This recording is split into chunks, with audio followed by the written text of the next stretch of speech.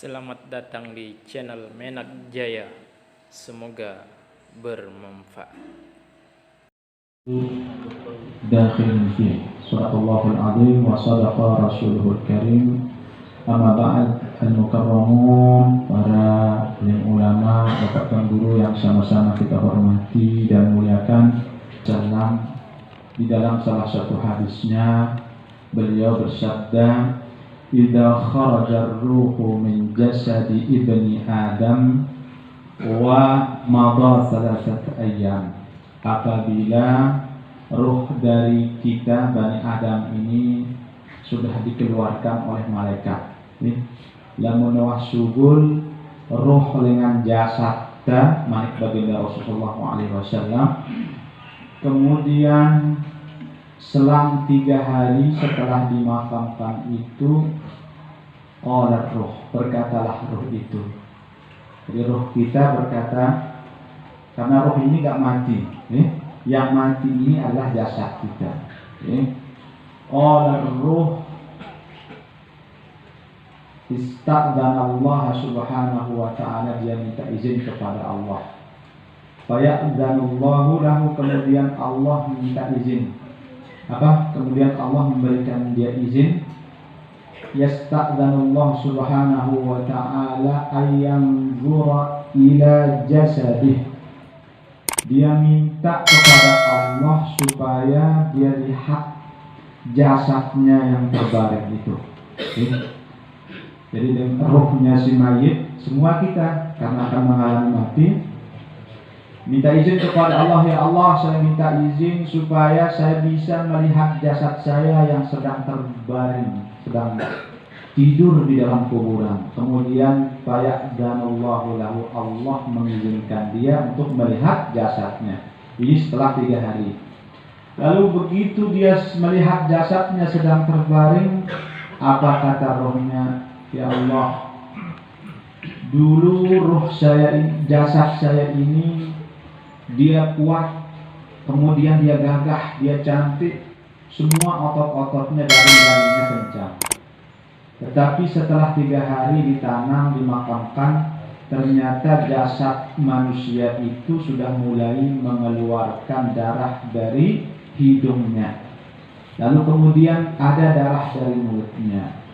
Wa madha khamsat ayyam, kemudian setelah berlalu 5 hari, datang lagi dia mengadu kepada Allah Subhanahu wa ta'ala, minta izin untuk melihat dan menengok kembali jasadnya, kira-kira membiruan, apakah masih utuh seperti semula atau ada perubahan. Dan dengan izin lalu dilihatlah jasadnya, ternyata sudah mulai jasadnya mengeluarkan darah dari telinganya. Wa madha sab'at ayyam, kemudian setelah itu dia kembali rohnya ini di satu tempat, namanya, kalau roh orang mukmin itu jamaah yang dimuliakan Allah, ditempatkan oleh malaikat itu tempatnya di Illiyin, ya. Illiyin itu satu tempat yang sangat-sangat dinantikan oleh orang mukmin, di mana rohnya itu bergembira di sana, ya. Dia sedang bersenang-senang di sana.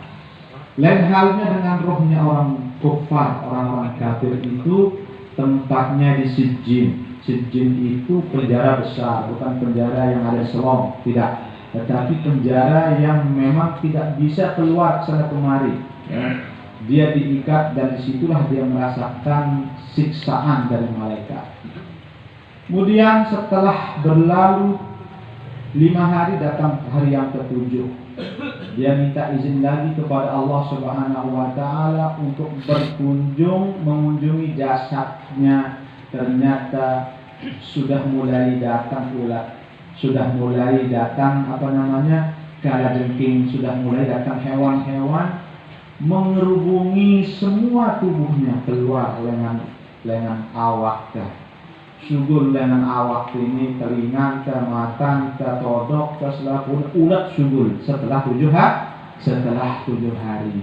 Nah, oleh para ulama jamaah yang dimuliakan Allah, ini dasarnya hadis ini untuk syarat istilah telujelo, Arab istilah telujelo Arab atau ngelong bahasa nanti. Nah, ngelong. Kemudian Arab istilah matung pitu jeruk, mitu. Nah, mitu. Nah, ini dasarnya hadis ini. Sehingga dia minta roh kita itu tetap didoakan. Kemudian diperkuat lagi juga ada hadis yang didoakan oleh Abi Hurairah.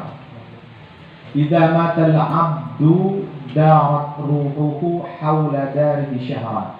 Apabila seorang hamba meninggal dunia, dia rohnya itu mengelilingi rumahnya selama 1 bulan. Selama sebulan nulik memendok, nebegita, mbe balengku, tandanya balengnya masing-masing. Dia keliling terus keliling. Kemudian dia keliling, kira-kira arah ke anakku, arah ke semakon jaringku, seninaku atau semamaku, si sudi mendoakan saya. Arah kita nasikan rohnya almarhum atau almarhumah kita semua yang meninggal ini. Selama 1 bulan pun tetap dia menjenguk, dia pergi ke rumahnya untuk melihat harta bendanya, dia pergi melihat anak-anaknya, dia pergi melihat saudara-saudaranya, pergi melihat suaminya kalau istrinya yang meninggal, dia pergi melihat istrinya kalau suami yang meninggal. Itu hakikatnya. Kemudian setelah 1 bulan jamaah yang dimuliakan Allah, seandainya darah lengan keluarga almarhum atau almarhumah ngirimannya pahala Fatihah, pahala bacaan Quran, kemudian mendoayangnya darah saya doa yang dia dengan keluarganya, anak jarinan darah saya doa yang dia. Apa katanya almarhum atau almarhumah? Ule ya sedih, monggo umanya darah mau apa-apa di Bali mana? Tidak ada yang saya dapatkan di rumah karena mati-mati begitu di Bali nomor. Puji ini tak mati jemaah. Sehingga ini lalu angkun dengan rasa dengan nunggu di dalam kubur, terus dia senang-senang, ya mudah-mudahan mati dah. Nah ini pentingnya kita mendoakan orang yang sudah meninggal dunia. Terlepas dari perbedaan pendapat, tetapi pendapat itu dasar hadisnya ini, Dasar hadisnya ini 3 hari, 7 hari, kemudian berapa hari? 9 hari, 40 hari dan seterusnya. Bahkan lanjutan hadis ini jamaah, hatta hala alaihi haul, selama 1 tahun genap dia tetap keliling kembali. Dia tetap keliling melihat rohnya, melihat rumahnya. Sekiranya ada harta warisannya, kemudian ada anaknya atau saudaranya yang membagi dengan cara yang kurang pas, dengan cara yang tidak adil, jadi milu ya tersiksa bahasana.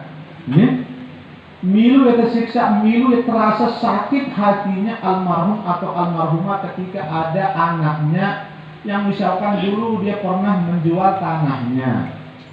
Lalu ternyata pengakuan anaknya amanku dia jual tanah ini.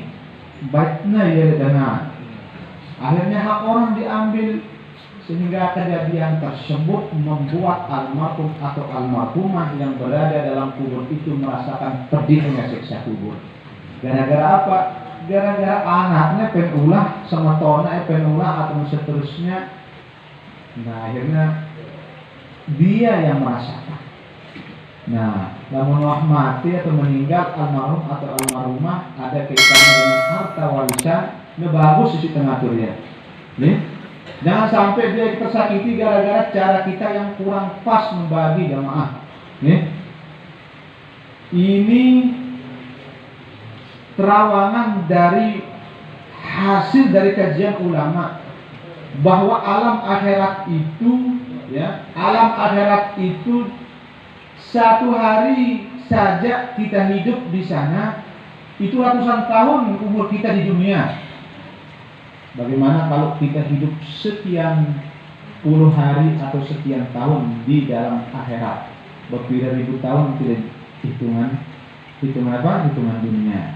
Nah ini yang perlu menjadi catatan kita yang masih hidup ini, Jangan sampai nanti ada peninggalan almarhum atau almarhumah ini akibat tidak bagus cara membaginya, bahkan karena gara-gara dia bagus membaginya pesualannya terus lupa yang doa yang almarhum padahal hartanya duit.